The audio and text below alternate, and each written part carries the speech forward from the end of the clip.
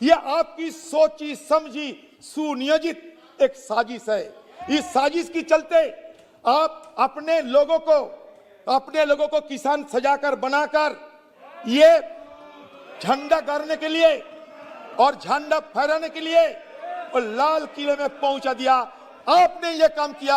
बहुत सारे आजकल रविंद्र प्रेमी बन चुके हैं। हमारे प्रधानमंत्री जी तो कभी कभी रविंद्रनाथ ठाकुर खुद लग रहे हैं मेरे को कि रविंद्रनाथ ठाकुर बन गए हैं। बुरा नहीं मानिए, मुझे जो लगता है वो कह रहे हैं। हिंदुस्तान में एक माहौल पैदा किया जा रहे हैं कि हिंदुस्तान की दुश्मन है मुसलमान। धीरे धीरे उसके साथ हिंदुस्तान में और एक माहौल पैदा किया जा रहे हैं कि हिंदुस्तान की दुश्मन है हमारे अन्नदाता किसान। दिल्ली में रहते हुए सारे हिंदुस्तान नहीं बल्कि सारे दुनिया के साथ आप वार्ता कर सकते हैं, लेकिन हमारे किसान के साथ आपको वार्ता करने का फुर्सत नहीं मिलता क्या? इतना अहंकार क्यों आपको? यह अहंकार हमारा देश की 130 करोड़ आबादी का इतना कमजोर है कि एक 18 साल की बच्ची हमारे खिलाफ नहीं, वो इस किसानों की पक्ष रखने के चलते हम उसको दुश्मन समझ रहे हैं कि हमारे हिंदुस्तान की यही तस्वीर होगा।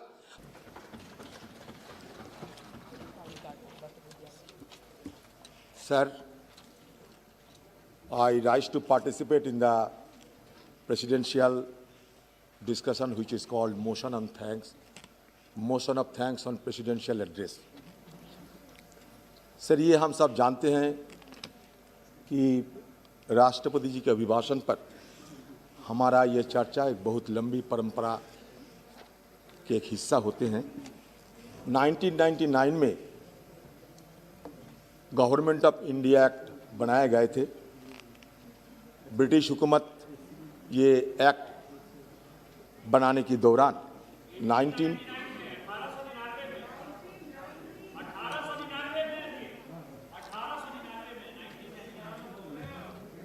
गलती कर रहे हैं तो ठीक है ना, आप क्यों संशोधन कर रहे हो भाई? 1919 में गवर्नमेंट ऑफ इंडिया एक्ट सुना है आपने? 1919 में, फिर ठीक कर लो। गवर्नमेंट ऑफ इंडिया एक्ट के तहत 1921 में सेंट्रल लेजिस्लेचर बने और इस सेंट्रल लेजिस्लेचर में सर्वप्रथम प्रेसिडेंशियल एड्रेस, उस समय प्रेसिडेंट नहीं था, गवर्नर जनरल की एड्रेस देने का ये परंपरा शुरू हुई। आज 100 साल गुजर गए, वो परंपरा जारी है। मैं यही कहना चाहते हैं, मतलब कभी ब्रिटिश हुकूमत में थे हम लोग, अभी आज़ादी के समय में है, फिर भी ये परंपरा बरकरार है। सर, सर्वप्रथम मैं राष्ट्रपति जी की बड़ा अभिनंदन व्यक्त करना चाहते हैं, इसलिए कि उन्होंने हमारे जॉइंट पार्लियामेंट्री सेशन में अपना अभिभाषण दिए थे और अभिभाषण की तुरंत बाद हमारे बजट भी पेश हो गए। क्योंकि प्रेसिडेंशियल एड्रेस राष्ट्रपति जी की अपनी भाषण नहीं होते, ये सरकार की अपना भाषण होते, उनका स्टेटमेंट होते हैं। तो बजट भी पेश हो गई और राज्यसभा में ये अभिभाषण के चलते हमारे प्राइम मिनिस्टर साहब का भी जवाब आ गए, मतलब आधा हिस्सा हम पार चुके हैं। हमारे राष्ट्रपति जी कुल मिलाकर अगर देखा जाए तो 27 पेज 27 पन्नों की ये अभिभाषण पेश किए हैं। Sir, joint sitting of parliament उन्होंने कहा कि कोरोना वायरस पैंडेमिक में हो रहा है, इसके लिए इसका बड़ा अहमियत है, महत्व है। सर, जरूर उन्होंने सही फरमाया। सर, हम लोग भी पिछले शीतकालीन सत्र चलाना चाहते थे और गुहार भी लगाए थे कि जब कोरोना काल में सब कुछ काम चलते हैं तो विंटर सेशन क्यों नहीं बुलाया जाए। अगर विंटर सेशन उस समय बुलाए जाते तो किसान की ये हालत को लेकर हम पहले से ही हमारा बात रखने का मौका मिलता। लेकिन सरकार को न जाने क्या उनका राय था कि उन्होंने ये कोरोना की बहाने विंटर सेशन नहीं बुलाया। फिर जब राष्ट्रपति जी की ये अभिभाषण हुई उस समय भी कोरोना पेंडेमिक जारी है, उनका भी इसमें जिक्र है।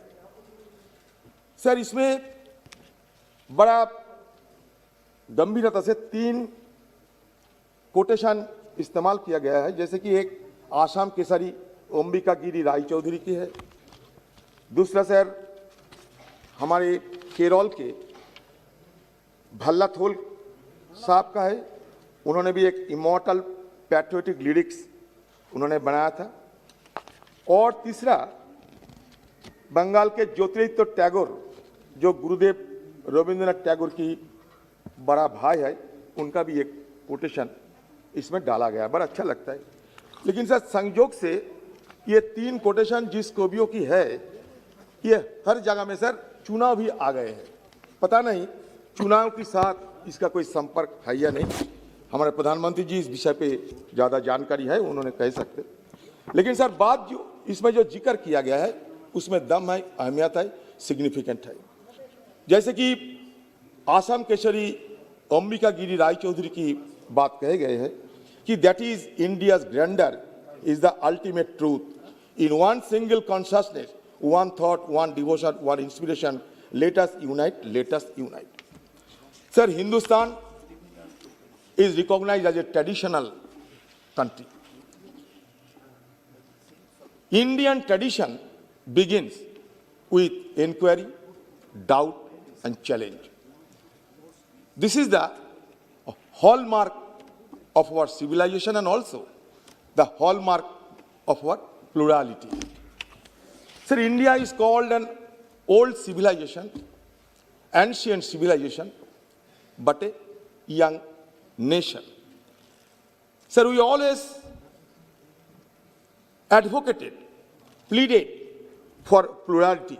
Sir, even within a single major religion, Hinduism, we will find 4 Vedas, millions of gods, 18 Upanishads, 6 classical philosophy, school of classical philosophy, 2 epics, 4 Purusharthas. So, Hinduism itself is an eloquent testimony of our plurality. So, let noble thoughts come from all directions. Sir, हमारे संस्कृत में ये कहते हैं कि आनो भद्रा प्रद्भु यंतु वैश्यते। Sir, India as a civilization and as a country can easily claim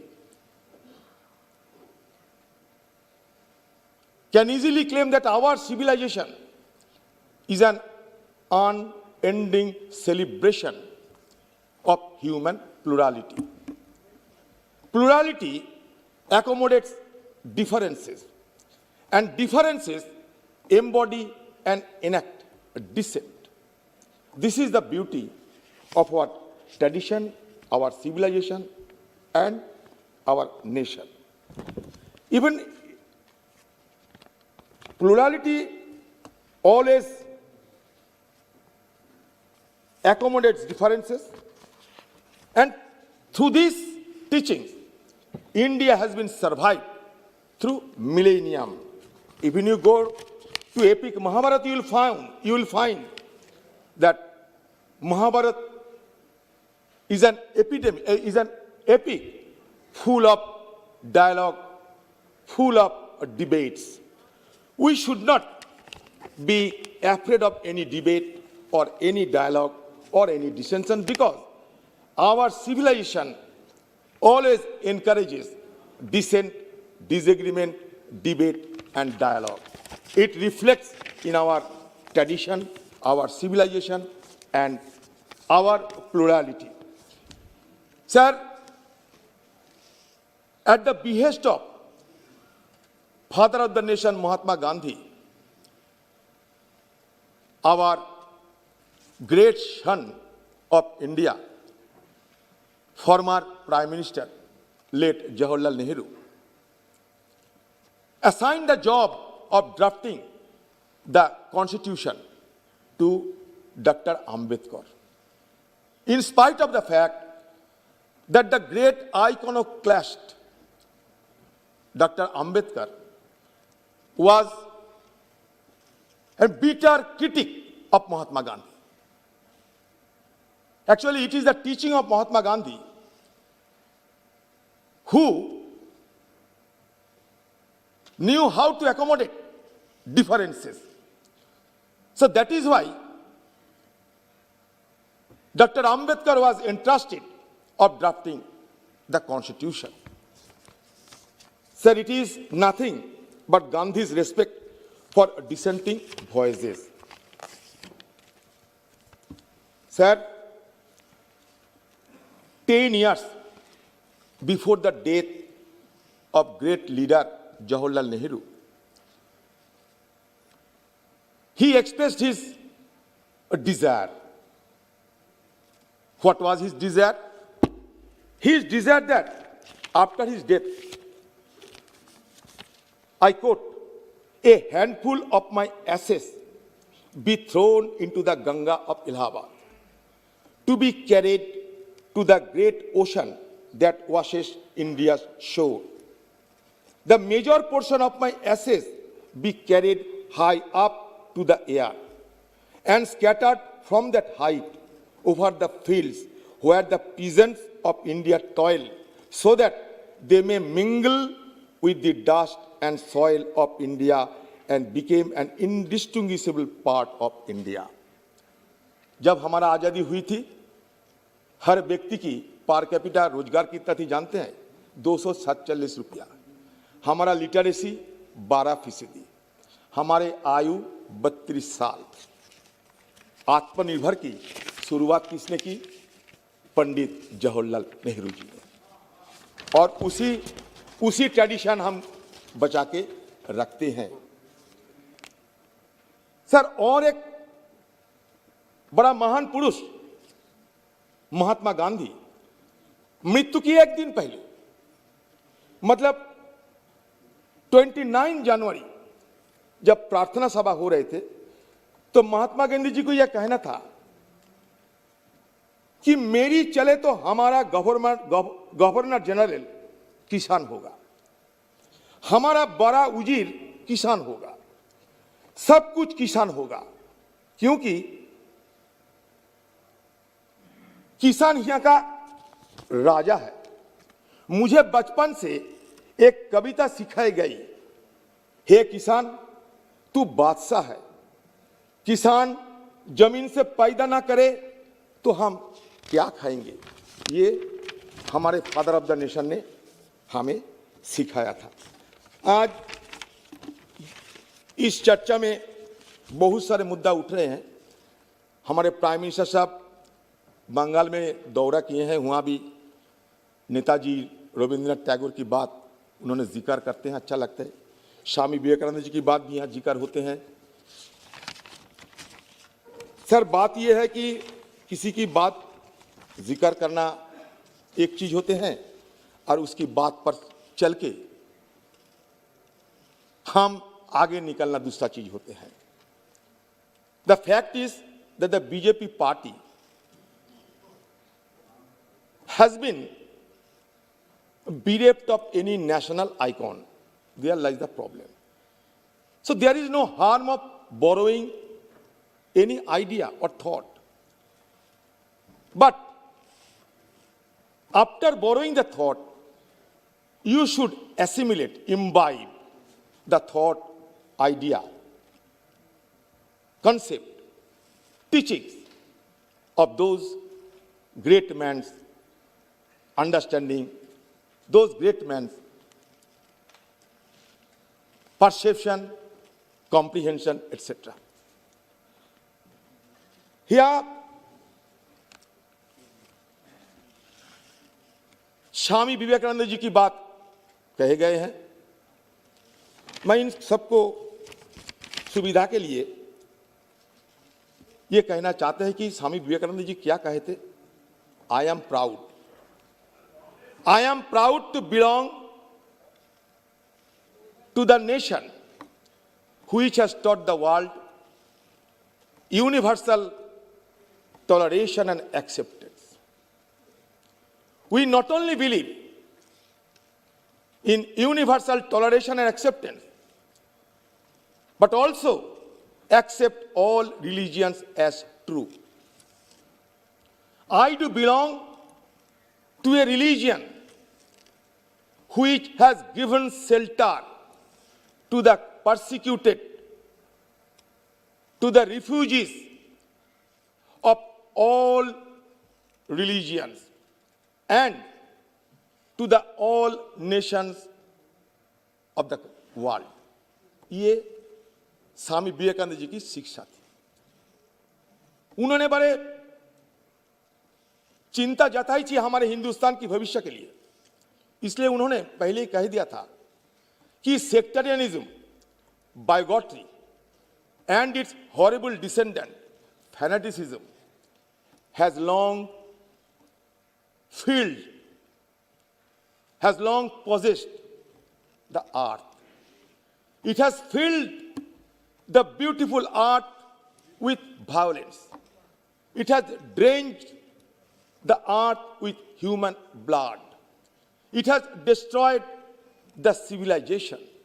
It has sent nation into despair. Had those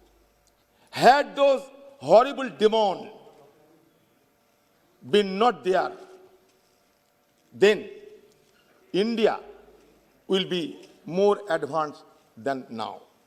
ये इसलिए कह रहे हैं कि आज हिंदुस्तान में क्या हो रहे हैं आपसे ज्यादा किसी को ये जानकारी नहीं है। आप कहते हैं नेताजी के बारे में हमारे प्रधानमंत्री जी भी जिक्र किए हैं। नेताजी हम सबके लिए वीर पुरुष समान है। आप ये कह सकते कि नेताजी के साथ कांग्रेस पार्टी का तो मतभेद था जरूर था।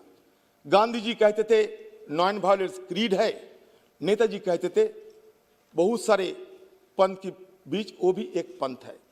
फिर भी गांधी जी नेताजी को कहते थे कि प्रिंस ऑफ द पैट्रियट, और नेताजी गांधी जी को कहते थे फादर ऑफ द नेशन। हम आरएसएस की बड़ी नेता बहुत सारे हैं यहाँ, हमारे प्रधानमंत्री जी है, हमारे गृह मंत्री जी भी है। मादुरा हिंदू महासभा की जो सेशन हुई थी और भागलपुर हिंदू महासभा की जो सेशन हुई थी 1940 और 41 में, उसमें सावरकर की क्या वक्तव्य थी, उनका जो लेक्चर दिया था, अगर उसको पढ़ने का कोशिश करेंगे तो आपको पता चलेगा कि सावरकर जी जब ब्रिटिश हुकूमत सेकेंड वर्ल्ड वॉर में बड़े दिक्कत में फंसे गए थे, तो ब्रिटिश हुकूमत को मदद करने के लिए सावरकर बार बार गुहार लगाते थे कि सारे हिंदू भाइयों, हिंदू युवकों, आप सब ब्रिटिश को मदद करने के लिए फौज बनाओ और ब्रिटिश को मदद करो, क्योंकि ब्रिटिश को मदद करना इस समय की जरूरत है। मैं नहीं, सावरकर। अब देख लीजिए सकते, मैं मादुरा हिंदू महासभा की सेशन की बात जिक्र किया 1940, और भागलपुर हिंदू महासभा का भी जिक्र किया। अब देख सकते हैं, बोलना यह चाहते हैं कि नेताजी को अब आपको जरूरत पड़ रही है, क्योंकि चुनाव आए हैं, बंगाल जाने पड़ता है, बंगाल में नेताजी का ज्यादा पूजा होता है, श्रद्धा होते हैं। आप इसको इस्तेमाल करके चुनावी फायदा लेना चाहते ही, और क्या अरे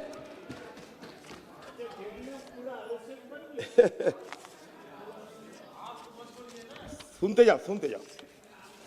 तो बात यह है कि मैंने कहा ना कि आपके बीच कोई नेशनल आइकॉन नहीं है, यह समस्या है आपका। आप इसलिए भटकते हैं, कहीं अगर कुछ मिल जाते हैं तो आप तुरंत पकड़ के उससे फायदा लेना चाहते हैं। आप इतने लोगों को नाम कर रहे हैं हिंदुस्तान की, कभी पंडित जवाहरलाल नेहरू के बारे में एक लफ्ज नहीं निकालते हैं आपकी जुबान से। क्यों ऐसा छोटापन है आपका? मैं प्रधानमंत्री मोदी जी को जिज्ञासा करना चाहते हैं, पूछना चाहते हैं, प्रधानमंत्री जी जवाहरलाल नेहरू जी की समय में हिंदुस्तान में क्या आत्मनिर्भर भारत की सूचना नहीं हुई? आप बताइए। अगर आप निष्पक्ष हो तो जरूर आप ये समर्थन करेंगे मेरे बात, लेकिन आप इधर उधर सबकी बात करेंगे, लेकिन जवाहरलाल नेहरू जी की बात कभी नहीं करेंगे। इंदिरा जी की बात कभी नहीं करेंगे। ये छोटापन है आपका। देखिए, हिंदुस्तान की आजादी की लड़ाई में अगर इतिहास के पन्ने को हम खुलने का कोशिश करें, एक तरफ हमारे फ्रंटियर गांधी खान अब्दुल गफ्फार खान है, दूसरी तरफ सब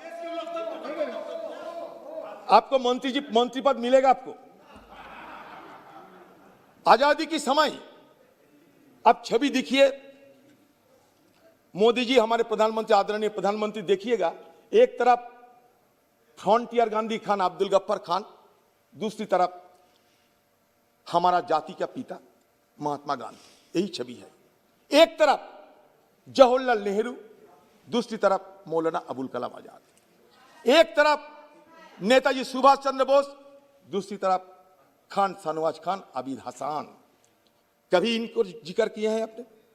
नेताजी के नाम के साथ साथ आबिद हसन के नाम की जिक्र करना पड़ेगा। नेताजी के नाम के साथ साथ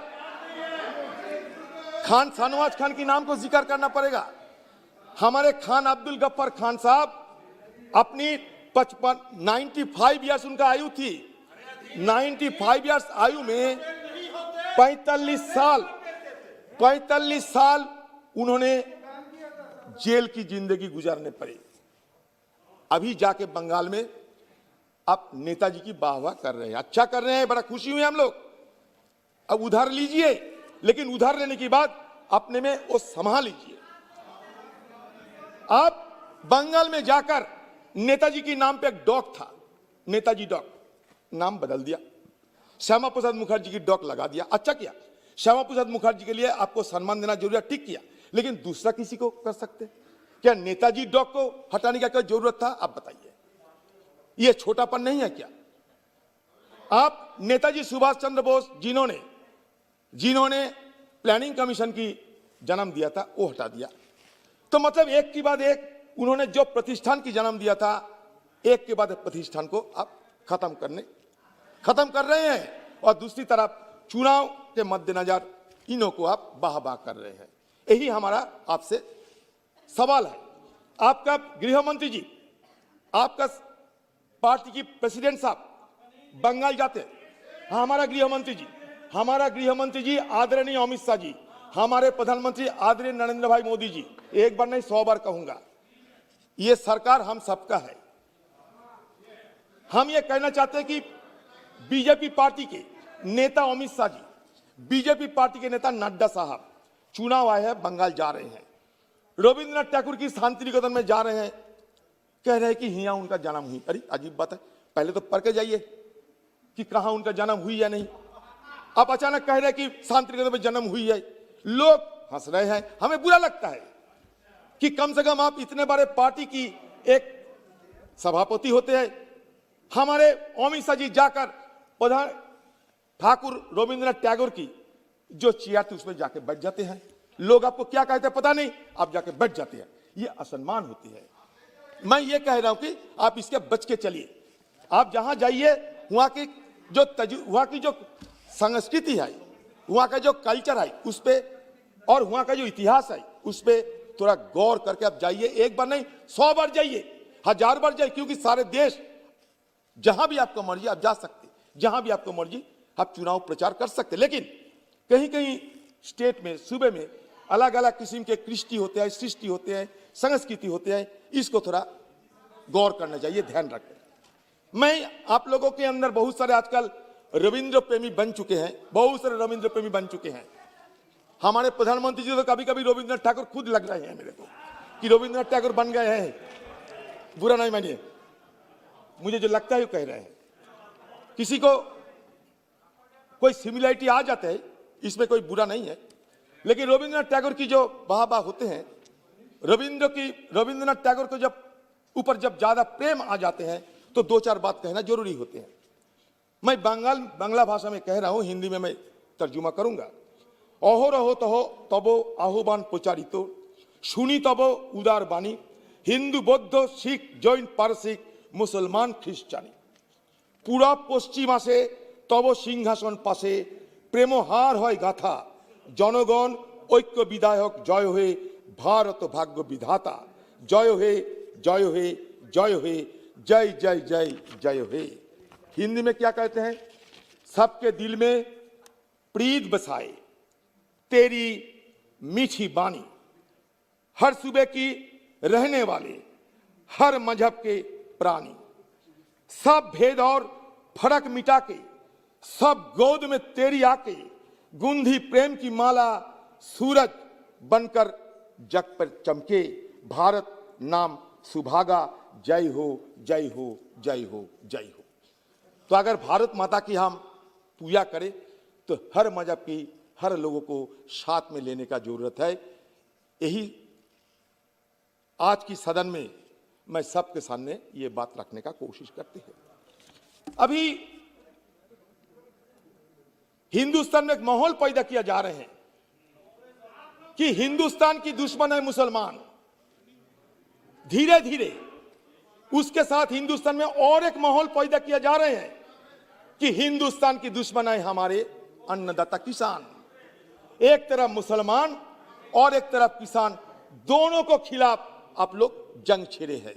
यह तो सच्चाई है। अगर यह सच्चा नहीं होता तो हमारे दिल्ली की सीमा में यह नजारा हमें क्यों देखने पड़ता? यह क्या हमारे लिए क्या गर्व की विषय होते हैं? बात सुनिए, यह क्या हमारे लिए गर्व का विषय होते हैं कि जहां हमारा सदन है, जहां हिंदुस्तान की लोकतंत्र की सबसे बड़ा पंचायत होते हैं, यहां से 20-30 किलोमीटर दूरी में हिंदुस्तान की लाखों की तादाद में किसान आकर खुले आसमान तले महीनों भर अपना बात रखते हुए एक दुर्दशाग्रस्त एक जिंदगी गुजार रहे हैं। क्यों 200 से ज्यादा हमारे किसान को जान गंवाने पड़े? क्यों? क्या हो गया? क्या हमारे प्रधानमंत्री जी ये दिल्ली में रहते हुए सारे हिंदुस्तान नहीं बल्कि सारे दुनिया के साथ आप वार्ता कर सकते हैं, लेकिन हमारे किसान के साथ आपको वार्ता करने का फुर्सत नहीं मिलता? क्या इतना अहंकार क्यों आपको? यह अहंकार किसी को आगे जाने में रुकावट पैदा करते हैं प्रधानमंत्री जी। अहंकार मानवता की क्षति करते हैं। आप लोहे की कील लगा दिया, आप कटीले तारों की बैरियर लगा दिया, आप बिजली पानी कर दिया, आप इंटरनेट बंद कर दिया, आप ट्रैक्टर घुसने ना पाए इसलिए नया नया कानून को अपना रहे हैं कि 10 साल की ज्यादा ट्रैक्टर नहीं घुसने देंगे। क्यों इस तरीके के अत्याचार हमारे किसान के खिलाफ क्यों कर रहे हैं? किसान आपके खिलाफ क्या किए हैं? हमारे किसान की ये दुर्दशा, ये बर्बादी हमें सहन नहीं होता, इसलिए सदन में आके हम चिल्लाते हैं, शोर मचाते हैं, गुहार लगाते हैं कि कम से कम किसानों की मुद्दा अलग से चर्चा किया जाए। वो भी आप नहीं सुनते, वो भी आप नहीं सुनते। आपका बहुमत है, आप नहीं सुनोगे। बहुमत की बाहुबोली को बंद करो। ये बहुमत की बाहुबली लोकतंत्र के लिए कोई शुभ चिन्ह नहीं होते हैं। ये बहुमतों की बाहुबली बंद करो और किसान के साथ वार्ता करके आप किसान की मांग पूरा करो। सदन में सारे विपक्ष की ओर से और खासकर आपका पार्टी भी बहुत सारे एमपी की ओर से मैं ये गुजारिश करता हूं। आपके पार्टी के बहुत सारे एमपी हैं, चुप्पी साधे बोलते नहीं। किसके खिलाफ बोलेंगे? बोलने से नौकरी जाएगी, टिकट जाएगी, सब कुछ बर्बाद हो जाएगी। लेकिन सारे एमपी को यह सोचना चाहिए, कि आपके लिए खतरा मंडरा रहा है। हरियाणा गया, पंजाब तो गई, यूपी भी जाली की कगार में पहुंच गए। तो ये खतरा मंडरा रहे हैं आपके ऊपर। तो इसलिए कहते हैं कि संभाल जाओ। ये बीजेपी वालों किसानों के खिलाफ जंग मत छेड़ो। किसान हमारा भाग्य विधाता है, किसान हमारा अन्नदाता है। अगर किसान ना होते तो हम, आप, तुम, कोई ये सदन में आने का मौका नहीं मिलते। अरे इस तरीके की कार्रवाई किया जाता, किसान हमारा दुश्मन है। लाल किले पे किसी ने चढ़े थे, किसी ने अपमान किया। लाल किला हमारा एक पहचान है, हमारा एक धरोहर है। अगर अमित शाह जी जैसा इतना ताकतवर एक स्वराष्ट्र मंत्री रहते हुए कुछ उपद्रवियों ने कैसे ये लाल किले में पहुंचे, ये सबसे बड़ा सवाल है। सबसे बड़ा सवाल है ये कि लाखों की तादाद में हमारे सुरक्षा कर्मी, और खासकर देखिए एक बात, सबसे बड़ा बात यह है, देखिए कि 26 जनवरी हिंदुस्तान की राजधानी दिल्ली में सबसे ज्यादा सुरक्षा तैनात होते हैं, सबसे ज्यादा, आगे पीछे कोई नहीं। 26 जनवरी हमारे लिए सबसे ज्यादा सुरक्षित दिवस होते हैं। हमारे डिफेंस मिनिस्टर भी है, राफेल दिखाते थे, हमारे बहुत सारे और कुछ दिखाते थे, लेकिन कुछ उपद्रवियों ने उसी के बीच कैसे लाल किले पहुंच गए, इसका कोई तफ्तीश नहीं होगी, इसका कोई पहचान नहीं होगी। आपको सारे दिल्ली में कैमरा लगा हुआ है, सीसीटीवी कैमरा लगा हुआ है, ड्रोन है, सैटेलाइट है, सब कुछ है, लेकिन फिर भी आज तक किसी को यह जानकारी नहीं है कि किसने हुआ गए, कैसे हुआ झंडा गड़ा, कैसे झंडा लगाया, किसी को कोई जानकारी नहीं है। क्यों? सबसे बड़ी बात यह है कि 26 जनवरी की पहले हमारे सुरक्षा बलों की तरफ से यह बयान आया था कि पाकिस्तान में कुछ हैंडलर ये गड़बड़ी करने का साजिश कर रहे हैं। जब आपके पास में इतने सारे जानकारियां है, पाकिस्तान में क्या हो रहे हैं उसका जानकारी आपके पास है, लेकिन यहाँ क्या हो रहा है उसके जानकारी आपके पास नहीं है। सच तो यह है कि आप खुद चाहते थे कुछ घटना घटे, क्योंकि आम लोगों को निगाहों के भटकाया जाए, यही तो बात है ना। यह आपकी सोची समझी सुनियोजित एक साजिश है। इस साजिश की चलते आप अपने लोगों को किसान सजाकर बनाकर ये झंडा गाड़ने के लिए और झंडा फहराने के लिए और लाल किले में पहुंचा दिया। आपने ये काम किया। अगर सही ढंग से तफ्तीश हो तो पता चलेगा ये कोई नहीं, ये षड्यंत्रकारी कोई किसान नहीं, षड्यंत्रकारी सेब और सेब ये सरकार की नुमाइंदे है, सरकार इसके पीछे है। अगर नहीं है तो आप जेपीसी बैठाओ, हमें सारे वो जो सीसीटीवी की सारे क्लिप्स हमें दिखाओ, हम आपको बता देते हैं कि कौन कौन उपद्रविया है। आपको सारे कुछ जानकारी है, लेकिन आज छुपा रहे हैं।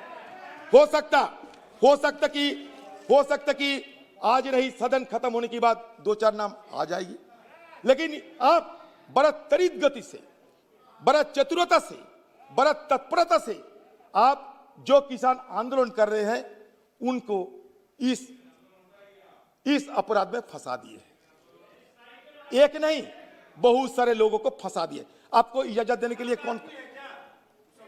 हाँ, आपको ये रैली निकालने के लिए आपने इजाजत दिया थी, आपने इजाजत दिया था ये रैली निकालने के लिए। रैली निकालने के लिए सरकार खुद इजाजत दिया था, आप रूट खुद बनाया था। फिर अगर गड़बड़ हुई तो क्यों आपको जिम्मेवारी नहीं होगा? आप खुद बताओ। और वो भी आज तक हमें जानकारी स्पष्ट रूप से नहीं है, क्यों? आप बताओ। और तुरंत गति से आप सारे किसान आंदोलनकारी नेताओं के खिलाफ एक के बाद एक केस, फजूल केस दर्ज करके आप किससे बदला लेना चाहते हैं?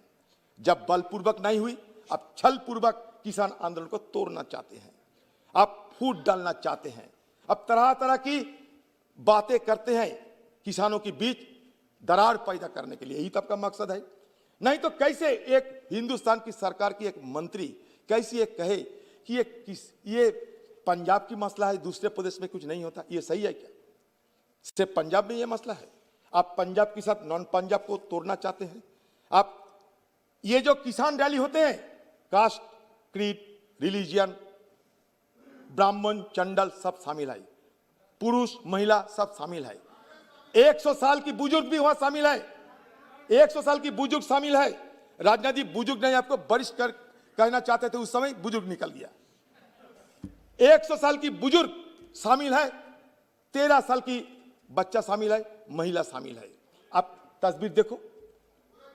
लेकिन ये एक जन आंदोलन पैदा हो गए सारे दुनिया में इस तरह के आंदोलन कहीं नहीं होते जो अब हिंदुस्तान में होते। ये जन आंदोलन पैदा हो गए हैं। ये एक स्पॉन्टेनियस, एक इवापोरेशन होता है, अंदर की जो खौफ है, जो आक्रोश है, उसका एक स्पॉन्टेनियस एक जागरण होते हैं। लेकिन आप क्या किया, दिल्ली को अगर देखे तो लगता है कि हम लोग अफगानिस्तान की काबुल में पहुंच गए। सर, दिल्ली को अगर देखे तो लगता है कि हम अफगानिस्तान की काबुल में पहुंच गए। दिल्ली के अगर देखे Singhu border, Tikri border, Ghazipur border, तो हमें लगता है कि इराक की बगदाद पहुंच गए। अगर दिल्ली को देखे तो लगता है कि सीरिया की एलेप्पो पहुंच गए और येमेन की साना पहुंच गए। क्या ऐसा हालत है हमारा? क्यों क्यों हम ऐसा कर रहे हैं? सारे दुनिया में हमारे खिलाफ चर्चा हो रहे हैं, सारे दुनिया में हमारे छवि धूमिल हो रहे हैं। क्यों? क्या वजह था इसका? आप एक 18 साल की बच्ची ग्रेटा एक एनवायरमेंटलिस्ट है, एक्टिविस्ट है। उन्होंने कहा कि किसान के साथ हम अपना समर्थन जताते हैं। इसमें क्या गुनाह है? अब बताओ क्या गुनाह है? जब वियतनाम में, एक मिनट, जब वियतनाम में बमबारी करते थे यूनाइटेड स्टेट्स ऑफ अमेरिका, तो हम वियतनाम की लोगों की समर्थन में बात नहीं रखे थे। जब अमेरिका में जॉर्ज फ्लॉयड के ऊपर अत्याचार हुई, पीटते पीटते उसको जान ले गई थी, तो हिंदुस्तान के लोग हम इसके खिलाफ आवाज नहीं उठाई। आप खुद जाके अमेरिका में जाकर ये कहते हैं कि आपकी बार ट्रंप की सरकार। हम तो कुछ नहीं कहा आपको, तो ये तो आप कहते थे। जब बांग्लादेश में लोगों के ऊपर अत्याचार हो रहे थे, तो हमारे प्रधानमंत्री इंदिरा गांधी जी उनको समर्थन जताया था। तो ये तो दुनिया की नियम है।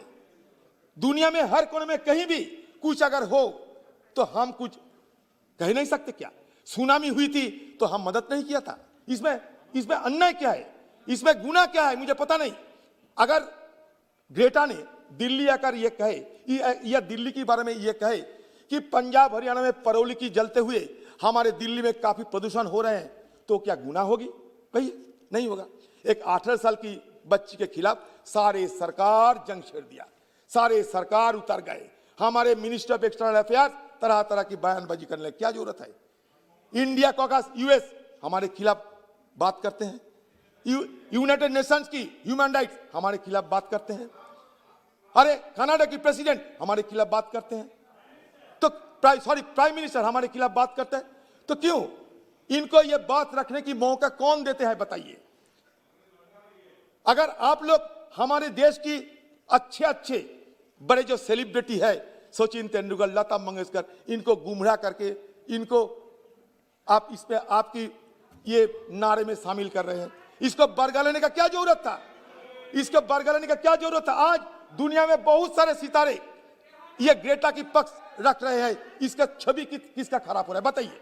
एक निष्पक्ष बात करना चाहते हैं मैं, इसमें छवि किसका खराब होता है? हमारा देश का इतना कमजोर है, हमारा देश की 130 करोड़ आबादी का इतना कमजोर है कि एक 18 साल की बच्ची हमारे खिलाफ नहीं, और इस किसानों की पक्ष रखने के चलते हम उसको दुश्मन समझ रहे हैं कि हमारे हिंदुस्तान की यही तस्वीर होगा, हमारे हिंदुस्तान की क्या यही नजारा होगा?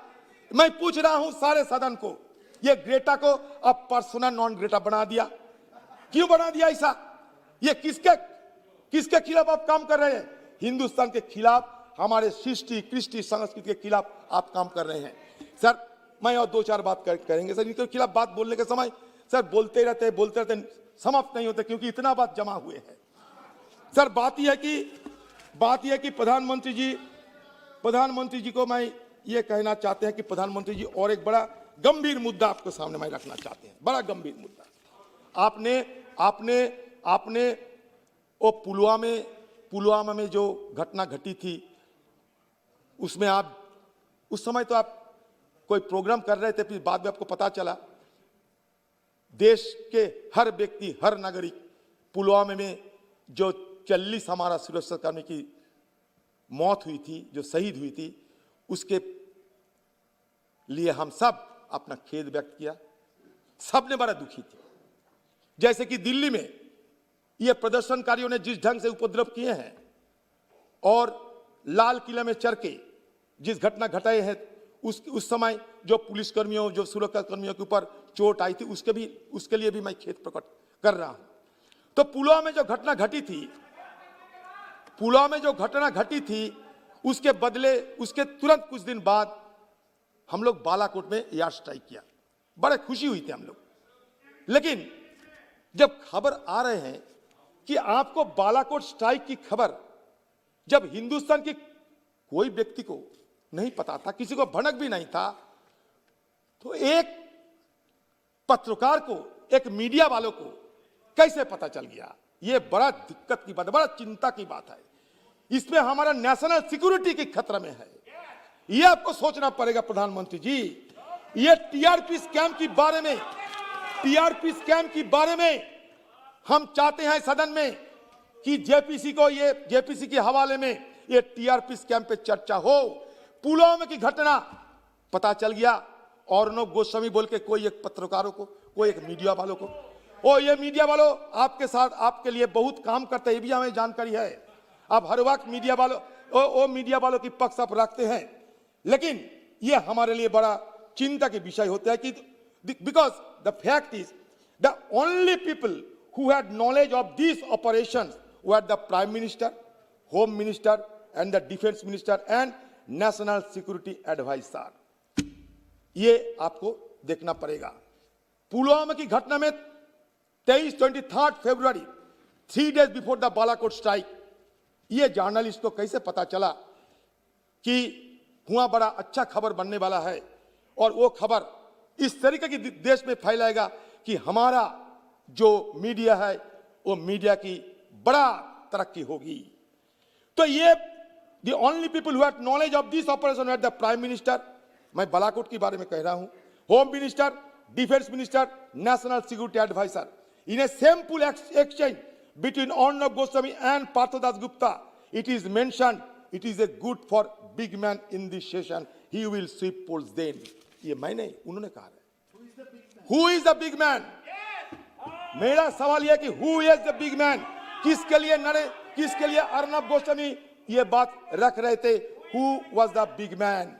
Can the martyrdom of 40 Indian soldiers be a matter of victory for any Indian? Which one of these 4 individuals shared sensitive secret about a top military operation with a civilian not authorized to possession such information? Does this not amount to an act of treason towards the nation, its armed forces, and every single patriotic Indian? Is this not a brazen violation of the Official Secrets Act? ये क्या हो रहा है देश में? ये क्या हो रहा है देश में? बालाकोट में अभी क्या हुआ पता नहीं हमें, लेकिन हम मानते हैं जरूर कुछ हुआ, लेकिन क्या हुआ पता नहीं। कितने मिलिटेंट की मौत हुई अभी तक पता नहीं, क्योंकि सरकार ने इस बारे में कुछ बताया नहीं। लेकिन बालाकोट घटना के तुरंत बाद पाकिस्तान जब हमारे ऊपर हमलावर हुई थी, हमारा एक हेलीकॉप्टर को खत्म कर दिया, हमारे 2-4 आर्मी मैन भी उसमें शहीद हो गए थे, और बड़ी बड़ी बहादुरी के साथ हमारे जवान अभिनव वर्तमान वापस भी आ गए थे। सारे हिंदुस्तान के लोग बड़े खुशी हुई थी, हर्ष उल्लास किया था। लेकिन असलियत क्या है ये जानने का अधिकार हम सबको है। बालाकोट अभी भी अंधेरा में छाए हुए है, अभी भी बालाकोट की सीक्रेट्स उजागर नहीं हुई है। इसका मतलब ये नहीं कि हमारे जवानों पे हम जरा भी शक कर रहे हैं, बिल्कुल नहीं, बिल्कुल नहीं। लेकिन जिस ढंग से बताया जा रहे हैं कि बालाकोट की घटना, बालाकोट की एयर स्ट्राइक चुनाव की फायदे के लिए किया गया है, चुनाव की फायदा होगा, और उसका जानकारी प्रधानमंत्री की पहले, हम देशवासियों की पहले जो जानकारी प्रधानमंत्री जी, स्वराष्ट्र मंत्री, डिफेंस मिनिस्टर और नेशनल सिक्योरिटी एडवाइजर को पता होना चाहिए, उसको पता कैसे लग गया एक दूसरे व्यक्ति को ये नेशनल सिक्योरिटी के लिए खतरा नहीं है? ये जरूर हमें जानकारी लेना चाहिए। सदस्य हैं आप? सर ठीक है सर, अगर आप कहे तो। मुझे दिक्कत नहीं, आप पूरा समय ले लें तो फिर और माननीय सदस्यों को बोलने का अवसर नहीं मिलेगा। ठीक है सर, मैं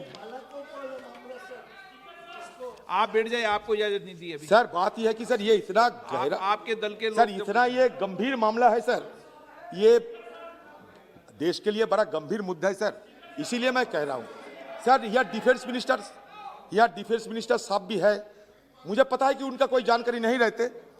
आप तो कहते कि वो ड्रोन वॉरियर बना रहे हैं, तो ड्रोन वॉरियर जब HAL बना रहे हैं तो हमारा राफेल क्यों बनाने सके है, ये भी आपको सवाल करता, किंतु क्योंकि राहुल जी हमारे नेता बराबर इसके लिए पक्ष रखते थे कि हमारे हिंदुस्तान में जो HAL है, हिंदुस्तान एरोनॉटिक लिमिटेड है, उनको राफेल बनाने की कुछ सुविधा दिया जाए।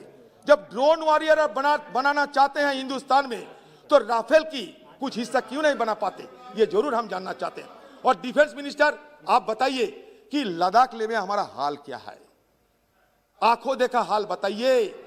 हमारा अरुणाचल में क्या हो रहा है, सिक्किम में क्या हो रहा है। प्रधानमंत्री जी कह रहे थे कोई नहीं घुसा, कोई नहीं घुसे हुए हैं, कोई कैंप नहीं कब्जे में आए हैं दुश्मनों की, लेकिन 1000 स्क्वायर किलोमीटर की इलाका कब्जे में है। आप खुद कह रहे हैं कि स्टेटस को चाहते हैं। स्टेटस को आप चाहते हैं कि मतलब क्या है, स्टेटस को नहीं है, इसलिए आप चाहते हैं कि यथा पूर्व स्थिति हम चाहते हैं, ये आपका राय है। तो हम सदन को बताइए कि लद्दाख की हाल क्या है, हमारी स्थिति क्या है, कब तक ये चीनी फौजों को धक्के मार के चीन देश में हम भेजेंगे, आपको बताना पड़ेगा। हम सारे आपके पक्ष में हैं, हम सारे हिंदुस्तान की वीर जवानों के साथ में हैं, लेकिन लद्दाख से चीनी फौज को धक्का मार के गर्दन पकड़ के निकालना चाहिए, ये हमारा मांग है। सर आजादी की कभी सामना आने देंगे, हमारे शहीदों की कुर्बानी को बदनाम ना होने देंगे। बची रहे जब तक एक बूंद लहू अपने रंगों में, भारत माता को आंचल को बदनाम नहीं होने देंगे। जय हिंद। धन्यवाद।